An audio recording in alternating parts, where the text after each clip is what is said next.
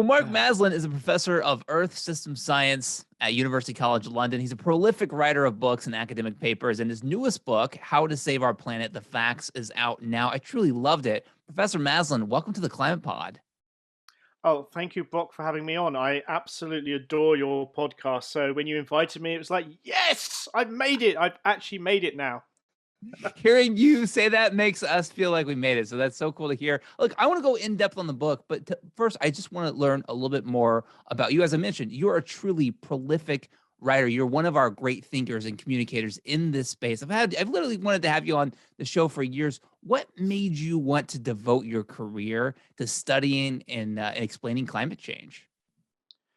So it's really quite a slow burn. So I started at school. I started to really get involved in the environment and understanding how the Earth system worked. I absolutely adored geography at school.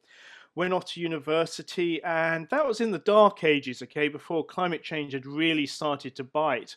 And it was only during my PhD at Cambridge when this whole worry about climate change was starting to occur. And what was interesting is I was studying the past. I was looking at how the ice ages occur, what was actually driving all the mechanisms for that. And that then blossomed into me being able to start to understand the whole Earth system, how the oceans, the atmosphere, the ice, the vegetation, and people all fit together. And so that's become a theme of my whole career. So when people ask me, what do you do? And I sort of shrug my shoulders and go, well, how do I describe this? I say, look, I look at climate change in the past, the present, and the future. And that means anything from trying to understand early human evolution in East Africa all the way to trying to work out how we can solve future climate change and the crisis that we're now facing.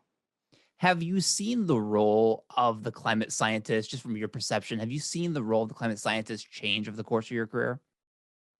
Oh, I think it definitely has. I think scientists were surprised by the changing role. So, firstly, when climate change started to be hinted at with Jim Hansen talking to the Senate in 1988, the role of the scientist was like, here, we're presenting the facts, we're telling you the facts, you're now going to deal with it. And in the early 1990s, things started to move. We had the Earth Summit, Rio, that was incredible. We had leaders of the world, Bush, Margaret Thatcher, all saying, we're going to save the planet. And all of that happened.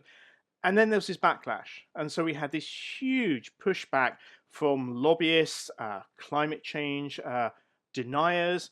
And suddenly, climate change experts like myself were on the back foot and we were going, we're having to defend our science. And so what happened is then we started to become not activists, but actually having to really promote that science works. And actually, what we're saying is real.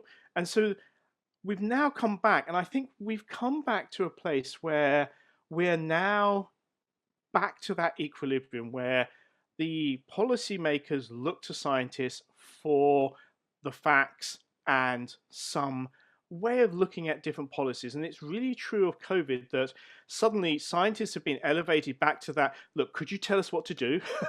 And then we'll work out what's best and how we can actually get society to do it. So we've come full circle. And I think we are, and I'm hoping, and I'm sure some of your listeners may disagree with me, but I think we're in the post denial stage of climate change. And I do think that we've really, sort of pre-pandemic, we were really seeing a ramp up in attention on the climate crisis throughout the pandemic. You saw, we've seen a lot of attention paid to the climate crisis as well. But at 2 years into the pandemic, I see the climate crisis, in the news more, being discussed more, and that is encouraging. I know you were featured in Sir David Attenborough's BBC documentary a couple years ago, "Climate Change: The Facts." In America, and I think elsewhere around the world, the movie "Don't Look Up" happening has really encouraged a lot of people to have more conversations about climate change. Has there ever been a time in your career when you thought this much attention was being paid on climate and climate science? No, I think that in the early 90s we had that real focus and then it dissipated. And also, I think in the 2000s, the actual financial crisis basically pushed it to the back of everybody's mind because, hey, we had to deal with money. So for me, I was deeply surprised by the reaction to the pandemic because I was expecting the global pandemic to just literally shut down any other debates, all the other crises. But what's interesting is it's actually raised people's awareness. It's people have realized that actually nature can bite back. And also, when we're in lockdown, people are noticing that, hey, air pollution has gone. Ooh, the wild animals are back. Hey, this is amazing. And suddenly, I think all of that actually resonated with people to realize that we have a major effect on the environment. And so, yeah, you're right. I mean, the ramping up of climate change discussions on the media, even in the US, you see it all the time. It's being discussed. And that's great because the solutions are not easy. We have them all. They're not easy. And therefore, we need to have these debates because we need to work out which is best for each individual society because different countries are going to have to solve their carbon footprint in different ways. In How to Save Our Planet, you draw a critical outline of understanding the climate crisis. It is both succinct and comprehensive. You provide the scientific facts behind it, which is amazing, but you don't stop at climate science. You're talking about economics, global trade and agreements, agriculture, technology, advocacy, you name it, it's all in there. Why did you want to write such a comprehensive book? Oh, well, I have to say, the book started off as a struggle because all my dear colleagues, okay, so Kathleen Hayworth, sort of Bill Gates, Michael Mann, all these people that I sort of like look up to and respect have written worthy books. And I have to admit, I've also written a worthy book, or two. And the thing is, those don't communicate with people. I mean, because the problem is the people that read those books already know and they're just actually adding to their sort of like echo chamber. I wanted to write a book that was different. And I have to remember, I was thinking, well, how do I write a book that the guys that I play football with will pick it up, be able to read and go, oh, that's what Mark does. Oh, I get it now. And so I was struggling. And I'm a great person for listening to podcasts, a bit like your own. And I was listening to In Our Time by the BBC, and they were discussing one of my favorite books, The Art of War by Sun Tzu. And it's brilliant because written something like 3,000 years ago by a Chinese general or generals. We're not sure if it was a single or multiple people. And really, it's still used by the British Army and the US Marine Corps. And it's a brilliant book because it gives you all the single facts about how to run a war. Things like do not put men on ridge with sun behind. Have more spies than the enemy. Um, do not attack unless you know you're going to win. Really homely single statements. And I thought, why don't I write a whole book like that? And so I went away and thought, well, how do I write it in single sentences, single facts, everything supported? Went to my agent and I have to say, she just looked at me.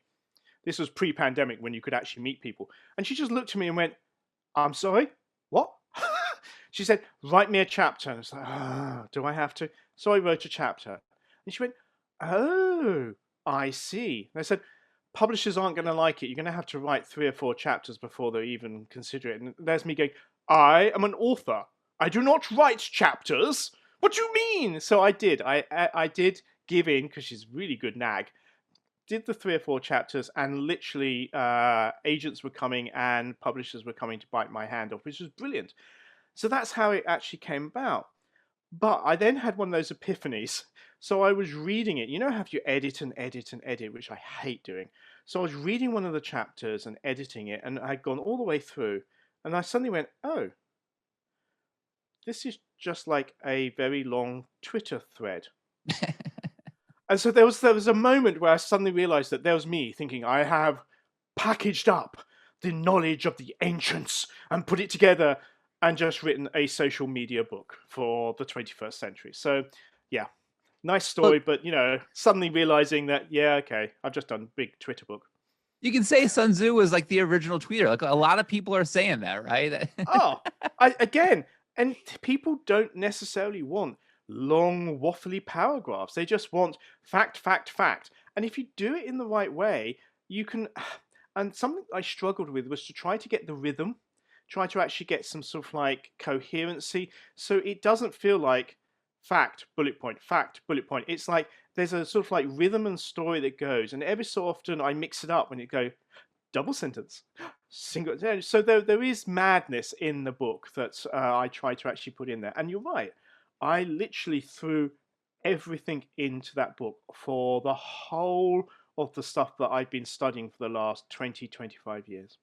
But, as soon as I finished the book, which I did in 2 sittings, I immediately started checking the references because you reference so many great studies, books, it's all in there. It kind of opens up a whole world of knowledge. And what really struck, me as someone who has these conversations every single week, you underline, as Dr. Catherine Hayhoe does and many others do, the importance of talking about Mhm. climate change. And one of the things that I got from this book is like, oh, I feel both more motivated and more informed to go and have better conversations having read this book. So let me tell you, let me talk to you about talking about climate change. Why do you see that as being such an essential part of this fight for climate action?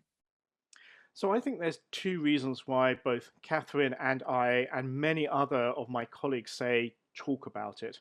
I think the first thing is because what we don't understand is there are so many people, particularly young people, that are suffering from climate anxiety. They really are.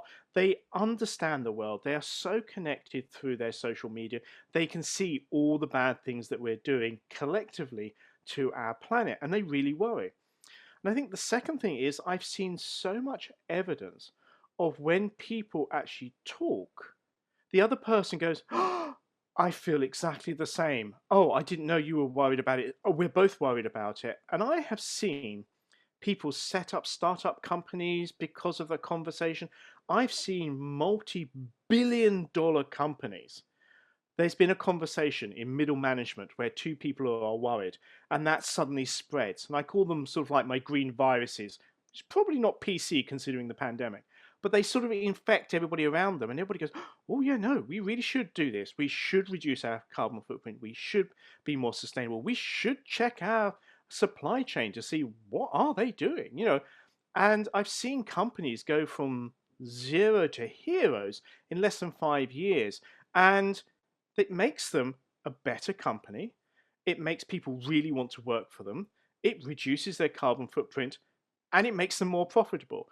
And it's this win win win that I keep shouting about. And my biggest frustration is companies get it. When you actually get into the right place, you talk to the right people, they get it. Whatever their motivation is, whether it's money, whether it's people, whether it's pride in the product or the ethics of the company, they get it. Individuals you can get. The one that I find frustrating is government, because so many governments, we can walk in there and go, look, if you do this, you will make your population healthier. You will make them safer. You actually will make them wealthier, and you might make them vote for you. Why wouldn't you do this? And again, but there's that huge inertia, particularly in policy making and in government, because it's all driven by ideological viewpoints instead of just be practical. Yeah, I mean, you talk a lot about the corporate sector. You talk a lot about what individual actions can create. You talk a lot about what organizing and political action can create. And you say good governance is the greatest solution to the climate crisis. This is really encompassing. And again, as I said earlier, it's motivating. Why did you want to tackle sort of every area of human society in this book?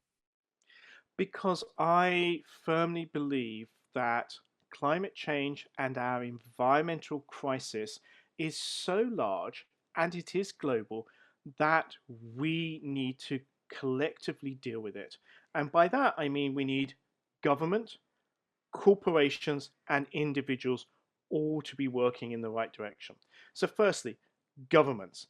Governments are a lot more powerful than they actually think they are. They can incentivize, they can tax, they can subsidize, they can regulate, and most importantly, they can lead. corporations are really important. Companies are really important because they're incredibly dynamic. They have entrepreneurs. They can change rapidly. They can actually evolve very, very quickly. So if they have the right incentives from individuals and governments, they can suddenly change very, very quickly. And we need to use that. And individuals, collectively, very, very powerful through their pockets. What do you buy? How do you buy it? You can actually influence governments by voting for the ones you want. And also, I have seen the power of activism. I've seen normal people take to the streets because they are deeply worried about climate change. In Glasgow at COP26 on the Friday, there was the school strike. Huge numbers of young people came out and basically paraded through the whole of Glasgow. Absolutely amazing. The energy is incredible. If I could harness that, I could probably fuel the world. But what I didn't realize was that Saturday was going to be even bigger. So Saturday, it felt like the whole of Glasgow came to a standstill. And there were 80-year-olds. There were parents with young babies. There were young people. There were trade unionists. There were conservative people. All of these people basically saying it doesn't matter what political badge you wear. There are solutions to climate change on the left, the middle, the right. We just need to do them now, and we need to encourage countries all around the world to do it because it's going to improve everybody's lives. And people just look at it as a no-brainer and go, well, why can't we just fix this? We're humans, we're really smart, let's just do it.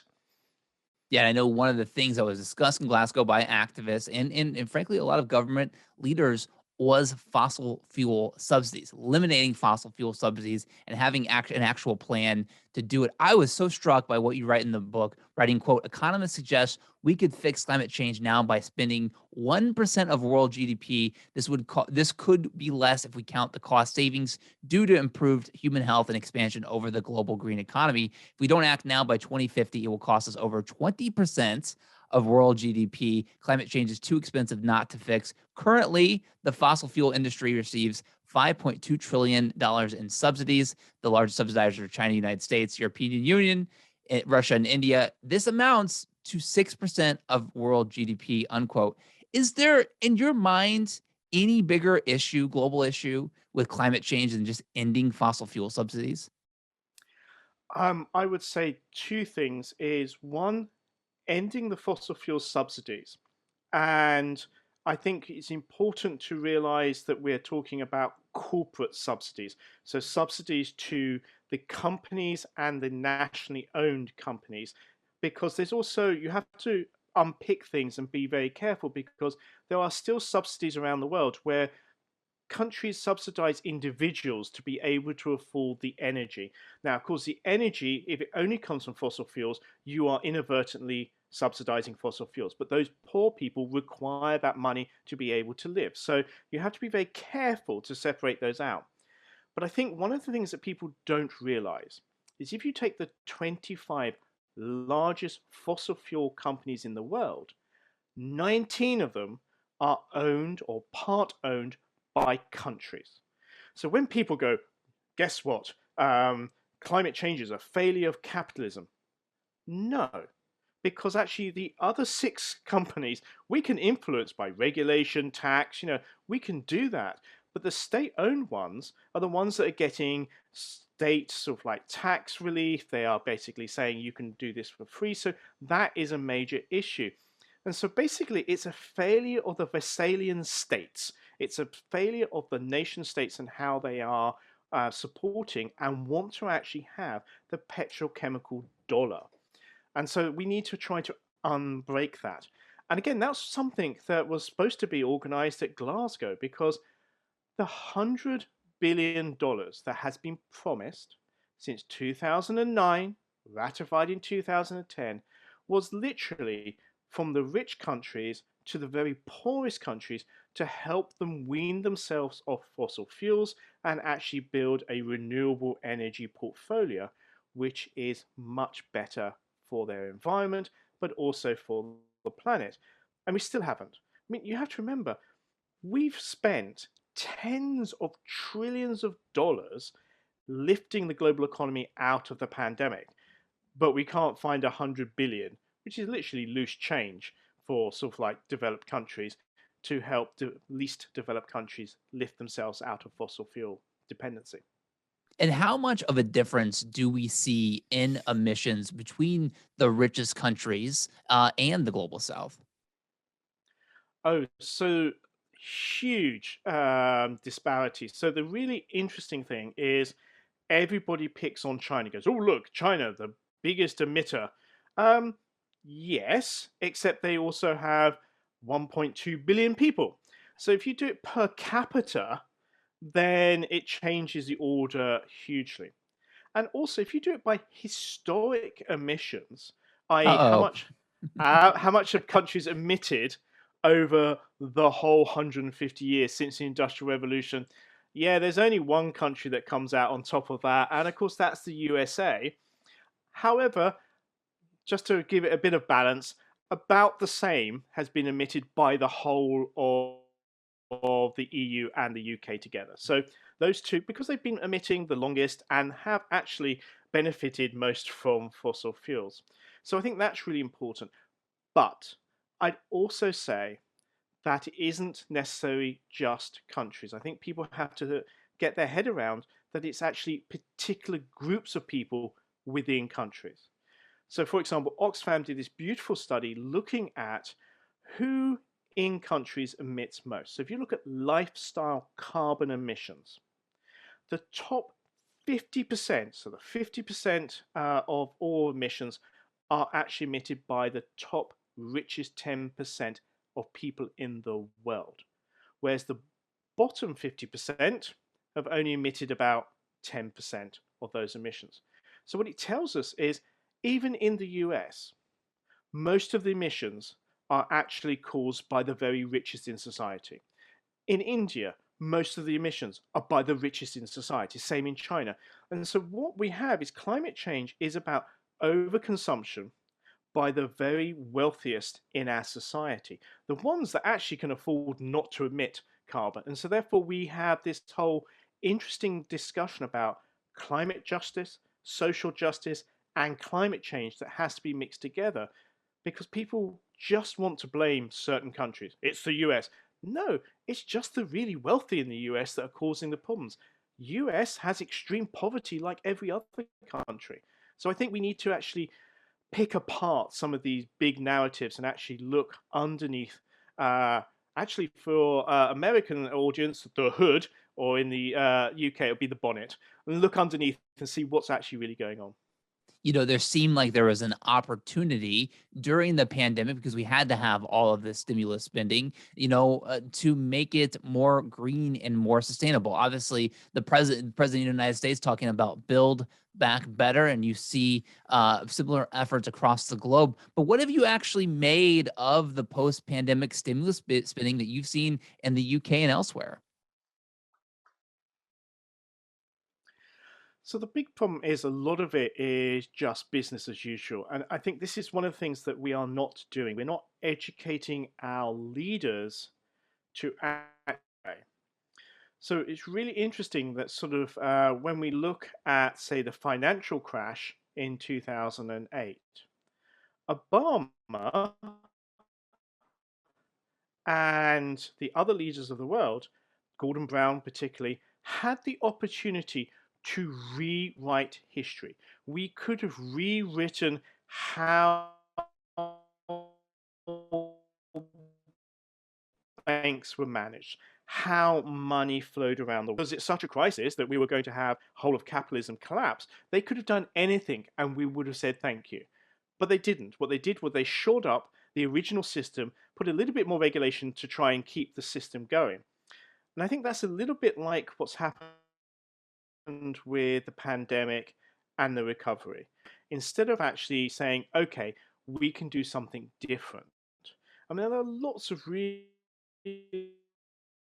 exciting ways that you can think about our environment and our society. For me, one of the really interesting ones is, of course, universal basic income. Actually, if you think about it, everybody in your society, and you, not just the top 1%. And so, therefore, why not guarantee everybody an income? just enough that people can live, and then they can make choices about that. And actually, every country can do that. And then you suddenly get rid of this whole need for social welfare, support, unemployment benefits. You suddenly make the system much easier. And what's really interesting is the US came this close to actually having this during Nixon's presidency. And what's really upsetting is, and it was just a payment to all families in America because, there was no, it was definitely not socialism because look at Russia, it was to support the British, the American sort of like family. Great. The Democrats voted it down because it didn't go further enough and it never came back. So again, history could have been very different if we had that in place in somewhere like the US because other countries would have then copied it. Yeah, we have this in the United States, in Alaska. They've been doing it for years, very successfully in a very conservative state. Now that's tied to fossil fuels. We don't want that, but Yeah. it does Yeah, yeah. work. And but I'm curious, in my just from my look at it, it didn't seem like the global financial crisis, what happened after, really changed. Certainly in the United States, didn't really change our relationship to government here in the United States. We've been in this kind of neoliberal trend for 4 plus decades now. I'm curious if you think that through the experience of the pandemic, that will impact people's relationship with their government around the world. I am very hopeful that it will. I mean, I find it increasingly difficult to teach at universities um, about difference because as we get further and further away from the 70s and the 80s, the whole idea of social democracy um, is slowly going into history. And the whole neoliberalism is this is what capitalism is. No, capitalism is what happened after the Second World War, where government said, we're going to set up controls to make sure the exchange rates work, we're going to make sure that money flows, have the International Monetary Fund and the World Bank to make sure if states do get into an issue, we can actually help them back economy so we don't have collapsed economies because that's what led to the First and Second World War.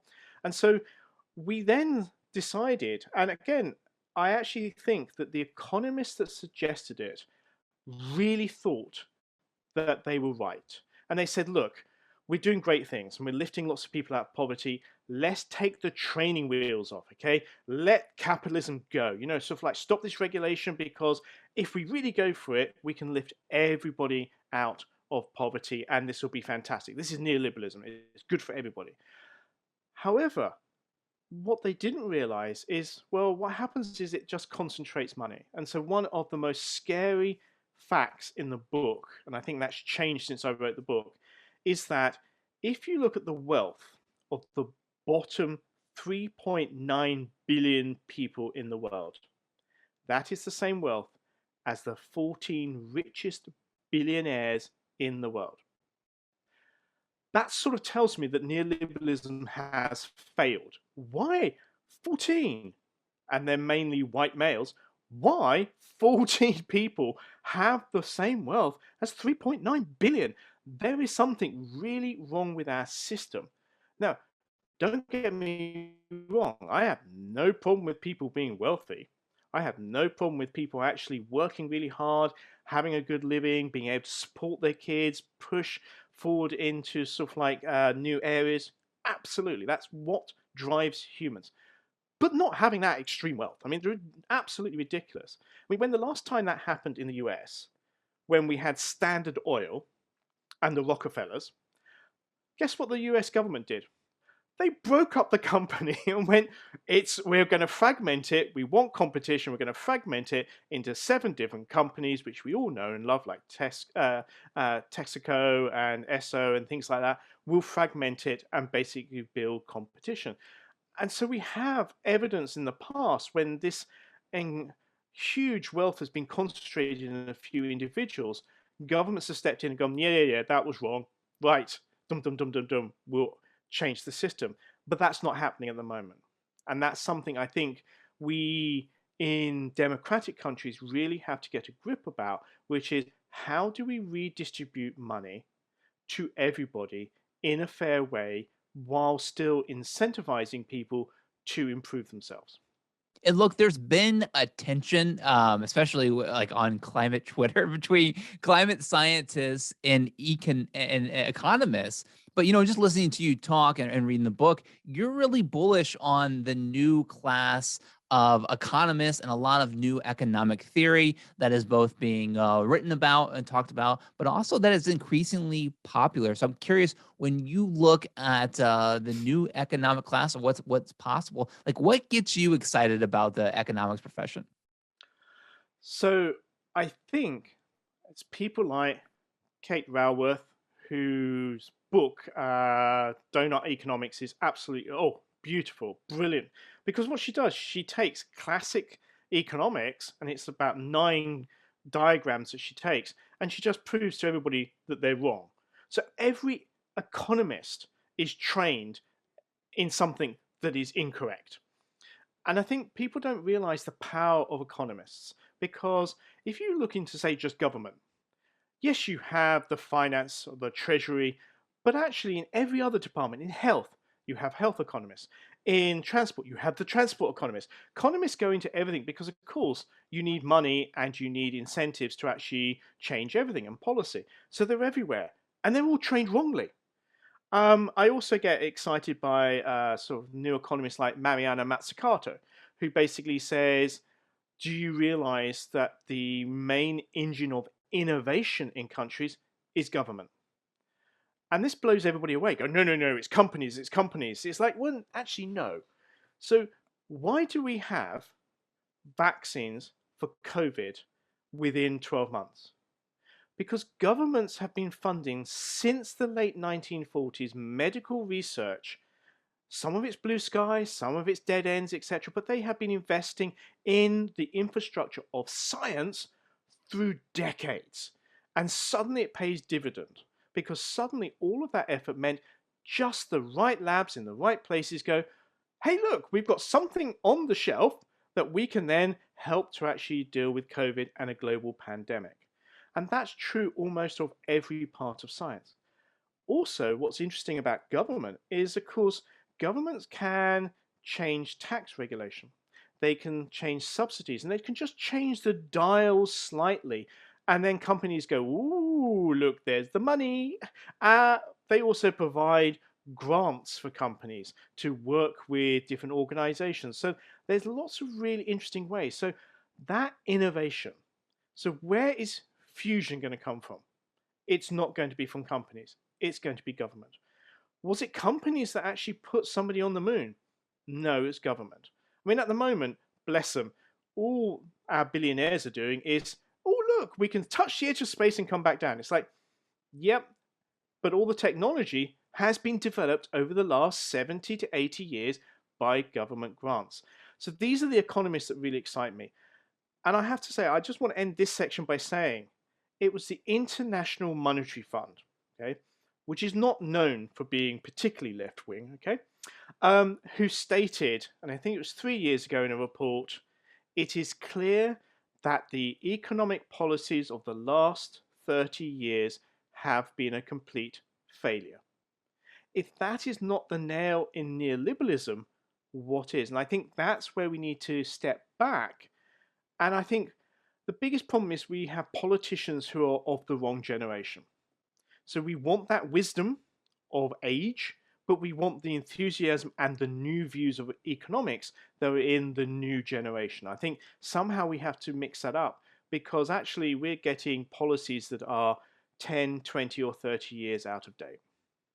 And yet we still have with, and the social democracy of, part of the 20th century, this was a great time for entrepreneurs before we started slashing taxes for the wealthiest people and reducing regulations. Like, some of our great entrepreneurs in the UK and the United States were in that post-war World War II period.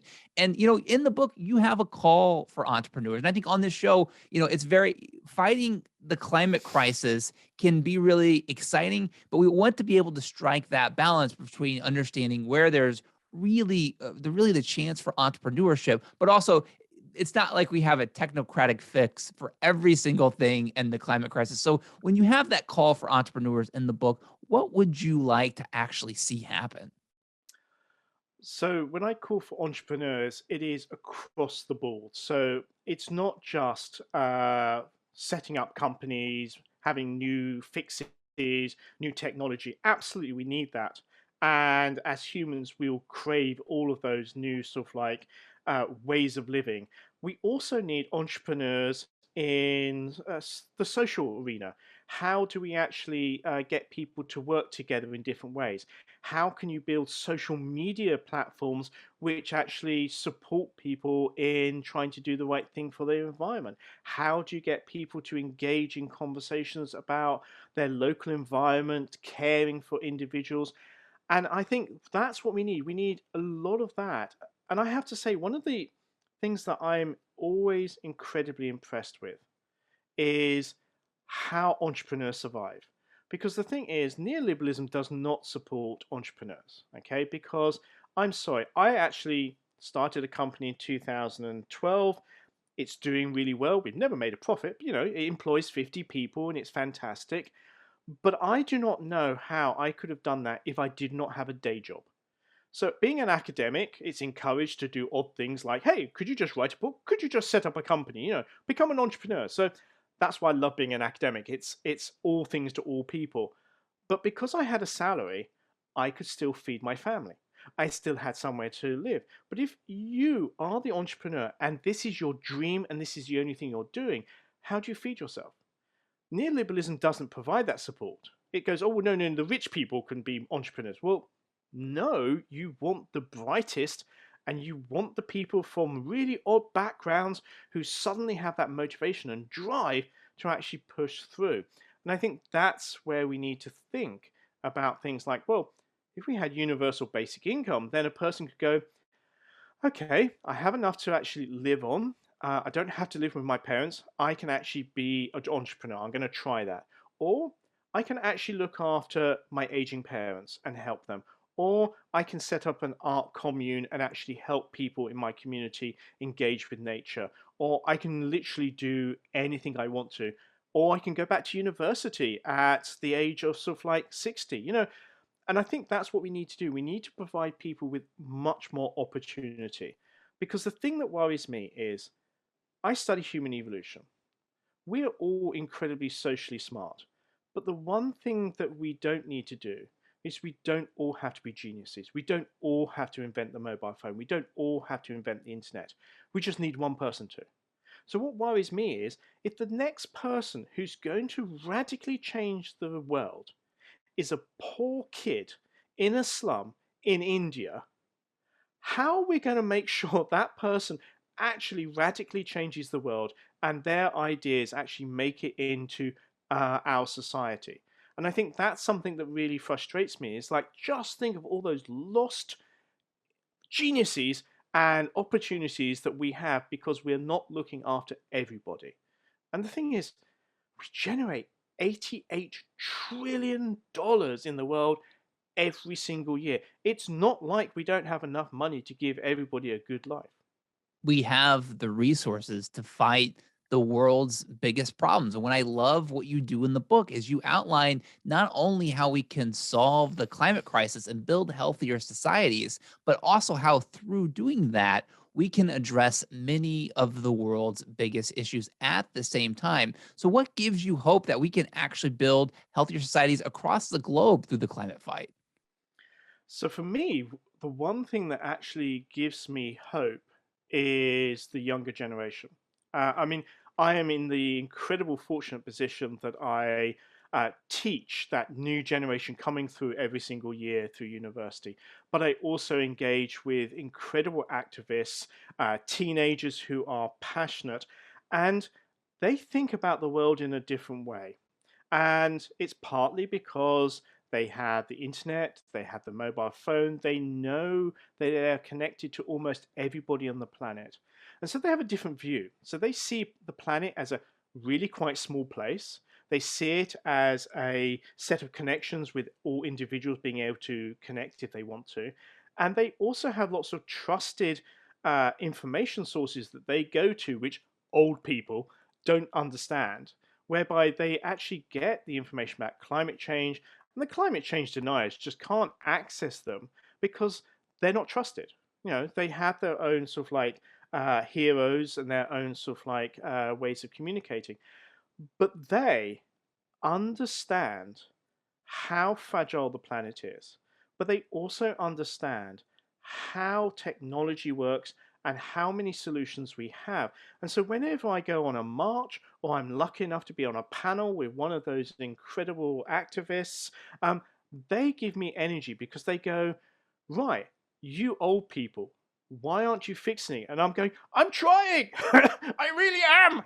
I really am, And so, therefore, what I'm trying to do is I'm trying to get my generation to actually move, start the movement, get over the inertia, and start all these positive things. Because then, what I'm hoping is in sweeps the next generation that goes, thank you for the good start. Because the worst thing will be if they come into power and they go, what an absolute mess, and then move on. I mean, Greta talks about our house being on fire, but I think that's the wrong analogy. I think that what we're looking at is Earth is our home and it's our house. And what I'm seeing is different people in different rooms are just kicking the shit out of it. I mean, they're literally going, "Oh, this is a nice bedroom. I'm just going to rip up the sheets and I'm going to soil the walls, etc." And I'm I'm there with you and everybody else screaming at them, going, could you just look after our house? Because the kids are coming along and they're not going to like what they've been left with. So I think that's really the motivation. And so, actually, weirdly enough, it's that new generation that gives me hope that whatever I can do, whatever you can do, whatever my generation can do to leave this place it's slightly better and give all the levers for the next generation to come in, then we might have some hope of having a much better world by the end of this century. Well, I tell you, one of the things I think is so impressive about young activists is they're not only getting that message out, like you talked about, they're not only focused on many of the right things, but they're focused on the institutions that can make actual change as well. You're talking about marches at COP26. We saw so many great activists there at COP26 organizing, giving speeches at the event itself, putting pressure on world leaders. And it made me think about something you wrote in the book, which is we really have to see some evolutions in our international institutions. So, how would you like to see some of our biggest international institutions change over the coming years? Oh, so this is a huge issue so let's set the scene. Our current international institutions were set up post Second World War. Okay, they were set up by the Allies, so there is of course an inbuilt bias there, but they were also set up with a view of trying to actually build the global economy. So you have the World Bank, International Monetary Fund, and the United Nations. And so, again, I think there are ways of actually changing these organizations. So, the World Bank, really, we should be thinking of this as the sustainability bank. Change the actual remit of it to say, look, your job now is to use money to actually improve the environment around the world and to deal with climate change. International Monetary Fund, absolutely. We need money to flow around the world. We need to lift our people out of extreme poverty. So the International Monetary Fund, you go, right, okay, yeah, loan money, but you have to have some real clear rules, which is, does it make things worse? No. Okay, tick. Does it actually reduce the carbon footprint of the country? Tick. Okay. Does it improve the lives of the very poorest people in that country? Yes, tick. So I think we need structural change there. I also think that we need to rethink the United Nations itself. How do we actually get clear representation? And we can't do it per person because if we did it per capita, then you just have India and China basically deciding everything. And again, geopolitically, that isn't going to be acceptable. So, how do you build in systems to actually allow people to have a voice? And for me, one of the biggest concerns is the Security Council, which can block anything. So, what you really want to do is open that up and have a lot more seats that rotate. So, countries come in and go, oh, we're at the top table. Now, how can we actually help and change things? So, I think there are lots of things we can do. Also, at the United Nations, the Environment Agency at the United Nations is a second tier organization. The World Health Organization has a budget that is 4 times that of environment. And so, what we need is a World Environment Organization, so top tier, and have that right up there. The problem is that that, of course, has been suggested many times, but has been blocked by certain countries. So we sort of need to think about how you can actually have majority votes in things like the United Nations instead of complete agreement. This is also one of the problems with the COP meetings, which is you need all 192 countries to agree to anything before it then becomes part of the treaty. So can we go with majority? Can we go with 90%? We need something that stops individual countries from blackmailing the others. Hey, it's a bit like the US when certain senators can start going, no, no, no, I want some special treatment because I'm the last one standing, and you really need to actually give me some special treatment before I vote for my party. So, yes, but you can see how little countries or big countries can block a lot of really important things, including the US. I'm curious what you made of the results of COP26. What were your expectations and what did you think of what actually came out of the conference? So I think we have to gently push back from the media. So my view of COP26 was it was a small step forward and there was no backsliding, which is amazing. Okay. So we have to set the scene. Firstly, the 2015 Paris Agreement was awesome, absolutely amazing. And despite being English, I am going to compliment the French. Okay. The way they did the diplomacy, the way they were Machiavellian, or the way they manipulated countries, how they got presidents to talk to other presidents behind the scenes, etc. Incredible to get that agreement. What Glasgow was, we have a brilliant agreement. How do we actually make it work? What's the practical stuff? This is the nuts and bolts. And so, what was in Glasgow was countries were submitting the NDCs, nationally defined contributions. To you and me, that's pledge of what I'm going to cut from my carbon budget. Okay. And these were submitted.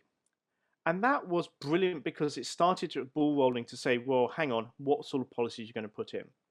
So there were some great outcomes from sort of COP26. So, firstly, in the Glasgow Climate Pact, as it's called, 1.5 degrees. There's 3 strong statements about we are still aiming for 1.5 degrees warming. Then there is a section that actually mentions coal and fossil fuel subsidies.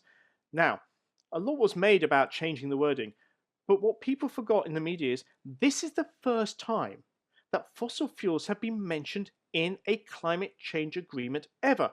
Yes, some of your listeners are going, don't be so stupid. Of course, fossil fuels. No, they haven't.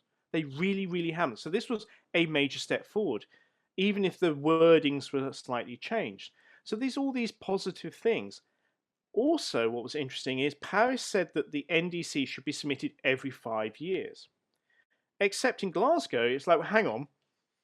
Even if we do everything in the NDCs, we're still aiming for 2.4 to 2.8 degrees warming.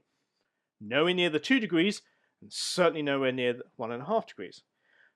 So there was an agreement to call for new NDCs for Egypt in the end of this year, in December 2022. So this is interesting because what we might be doing is ramping up ambition and asking for NDCs every single year instead of delaying it for 5 years and then panicking. So we may be moving into that system. There were some failures. So loss and damage, which was something that has been discussed endlessly, wasn't agreed. It was blocked by the EU and the US, who do not want to be culpable for damage in the poorest countries. The 100 billion that I've mentioned before still did not turn up, even though this is sort of chump change for sort of like the very richest countries. Um, the other things that were interesting is underneath there were other things that were going on. So there were agreements on coal, phasing out, coal finance and getting rid of that, um, methane and trying to reduce that. And also, what was interesting is that there was a great announcement. No idea what this means. On the Thursday before the weekend, the last weekend, when the pact was actually signed from China and the US. So supposedly there have been about 30 secret meetings, and they really were secret, and I'll tell you why, about saying the US and China will work together in the 20s to deal with climate change. That's amazing because that's 43% of global emissions just from those two countries. So if the two of them could work together, that would be amazing. And the reason why I know that they had kept it really secret is colleagues of mine were in the pavilions and were weirdly just outside the Russian pavilion in COP26 in the heart of Glasgow. And this announcement, there was that announcement by John Kerry, etc., about the agreement. The Russians rushed into the back where they had their little kitchenette, started shouting at each other in Russian because they didn't know about the actual agreement. So, yeah, China and US have kept that really secret. The problem is that we have no idea what that means because there wasn't really much extra paperwork on it. It's like, okay, you've agreed. What are you going to do? So I think that's something that could be really pivotal, love it, pivotal in the future if we can actually get US and China working together for that. Exactly. And we have to get the United States and China. We have to get all world actors working together to solve this problem. At the near the conclusion of the book, you say the challenge of the 21st century is that we must learn to think and act as a global species. At the same time, we see international agreements and cooperations happening. We obviously see the rise of nationalism happening throughout the globe as well. We're in this kind of weird position where global, liberal democracy around the globe is certainly under threat in many areas. So, what is going to happen over the course of the 21st century? So much is yet to be seen. What are you going to be watching for as we see how global cooperation is going to pan out over the coming years? So I think the first thing to say is when exciting and interesting things happen in the world, politics gets more extreme, both left and right. So we know we're on for a exciting ride, as they say, the Chinese proverb, may you live in interesting times. We really do.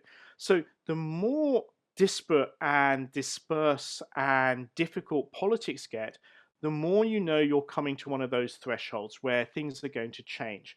And I think that given the push and the sort of support, particularly for the new generation coming through, I'm pretty convinced we're going to go in the right direction. But we have to have these huge arguments first before we can go in that sort of direction. The things I'm looking for into the future is how the countries of the world are going to actually try to stop trying to get one up on each other, but start trying to work together. It was really interesting that a brilliant professor of philosophy, Professor Chattabarchi, once said to me, he said, I was reading one of your books and I was struck by something you said. He said, I hadn't realized the only reason why the countries of the world regularly talk to each other, all 192 of them, is because they're trying to deal with climate change. And he said, this suddenly struck me, which is if we didn't have this global issue and we weren't having all these countries having to work together at least once a year to meet each other, things could be a lot worse. Because, of course, the G8, the G20 doesn't bring all those countries together. The UN doesn't really bring all those countries together in the same way. So it's odd that actually by having this common problem, common issue that we all have to deal with, it's actually may, and I use the word may very strongly, bring those countries together. I mean, I cannot imagine anything else that would get the US and China agreeing on something, but climate change does. So again, it's one of those things that can we actually use the love of our home, the planet Earth, the importance of keeping it as healthy as possible for all of us. Let's be selfish. This is about us. Let's keep the planet good and going so we can all have a nice place to live. Again, is that something that's going to drive global politics forward and allow countries an excuse to work together collectively? And that's something I really hope goes forward, because we really do need them to actually start to work together in a concerted way to actually deal with not just climate change, but also the environmental degradation that we're occurring all around the world, lifting people out of extreme poverty, global security, because it's no good if we have a beautiful planet and we're fighting wars all the time. Let's get as nerdy as you want to get to close out here. You have this brilliant book out. People are going to love it. You're talking about the book. What are you going to be working on in 2022 in the climate space? Oh, what am I going to be working on? I am going to be working on ways of actually operationalizing the book, because the problem is writing a book is easy.